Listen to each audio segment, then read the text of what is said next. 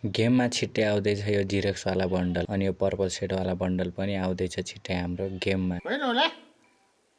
So hello guys, के हाल छ सबैजना? सन्चै हुनुहुन्छ? आशा गर्छु कि सबैजना सन्चै हुनुहुन्छ होला। म पनि यहाँ सन्चै छु र आजको भिडियो पनि त्यही हाम्रो अपकमिङ अपडेटलाई लिएर हुनेछ। आज म हजुरलाई फ्री फायरमा आउने अपकमिङ इभेन्टहरूको बारेमा बताइदिन गइरहेको छु। सुरुमा कुरा गरौँ हामी यो टपअप इभेन्टको बारेमा। अब 9 घण्टापछि चाहिँ टपअप इभेन्ट चेन्ज हुनेवाला छ र हजुरले यो भिडियो हेर्दा टपअप इभेन्ट चेन्ज भइसकेको पनि हुनेछ र हेर्नु होला टपअप इभेन्टमा के आइरहेछ भनेर। र हजुरलाई म स्क्रिनमा देखाइरहेको छु टपअप इभेन्टमा के आउनेछ भनेर। र हजुरले 100 डायमन्ड टपअप गरे बापत यो कटनाको स्किन पाउन सक्नुहुन्छ। टोटल 1500 डायमन्ड टपअप गरे बापत हजुरले यो गर्लको सेट चाहिँ बन्डल फ्रीमा पाउन सक्नुहुन्छ भने 2000 डायमन्ड टपअप गरे बापत हजुरले यो ब्यानर अवतारको स्किन फ्रीमै लिन सक्नुहुनेछ। अब कुरा गरौँ हामी यो M41 को स्किनलाई लिएर। यो M41 चाहिँ 19 सेप्टेम्बरबाट हाम्रो गेममा इभेन्ट आउनेछ, जुन कि हजुरले सिम्पल इभेन्टहरू खेलेर M41 फ्रीमै क्लेम गर्न सक्नुहुन्छ। अब कुरा गरौँ हामी यो स्क्रिनमा देखिराख्नु भएको यो बन्डलको बारेमा। यो बन्डल चाहिँ अब कहिले आउँछ भन्ने कन्फर्म डेट चाहिँ थाहा छैन। अब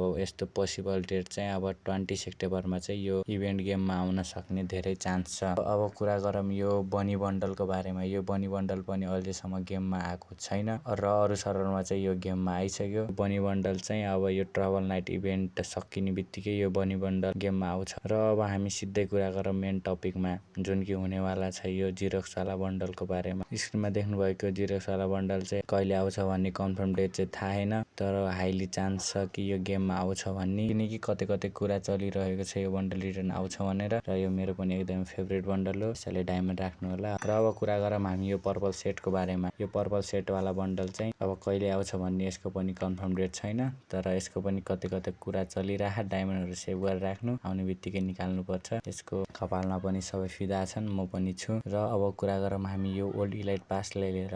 अब हाम्रो फ्री फायर गेममा चाहिँ दिवाली इभेन्ट आउँछ कि आउँदैन भन्ने धेरैको क्वेसन होला। र अब हामी बङ्गलादेशमा सर्भरमा छौँ, त्यसैले हाम्रोमा दिवाली इभेन्ट चाहिँ आउँदैन। इन्डियन सर्भरमा चाहिँ आउँछ दिवाली इभेन्ट। पहिलाको ताली चाहिँ लाइटफल भनेर दिवाली इभेन्ट जस्तै आएको थियो, अहिले पनि त्यस्तै गरेर आउला। र यो ओल्ड इलाइट पास रिटर्न भन्ने चाहिँ आउँदैन, किनकि नारुतोबाट चाहिँ नारुतो सिजन 1, 2 बाट धेरै गरेनालाई प्रफिट भएको छ। अब गरेनाले लस कहिले हुन्छ तब यो इलाइट पासहरू रिटर्न दिन्छ। र अब रिटर्न दिइहाल्यो भने पनि हजुरलाई म पहिले भिडियो प्रोभाइड गरिराख्छु। र अब चाहिँ मेरो चाहिँ भोलिबाट इक्जाम छ, त्यसैले अब म 6-7 दिन 8-9 दिन चाहिँ भिडियो अपलोड गर्दैन। त्यसैले चाहिँ यो युट्युबमा बनिराख्नु होला। र अब नयाँ हेरिराख्नु भएको छ भने यस्तै अपकमिङ इभेन्टहरूको बारेमा जानकारी पाउन मन छ भने सब्सक्राइब गरिदिनु होला। र अब भेटौँ अब 8-9 दिनपछि सिधै। By by.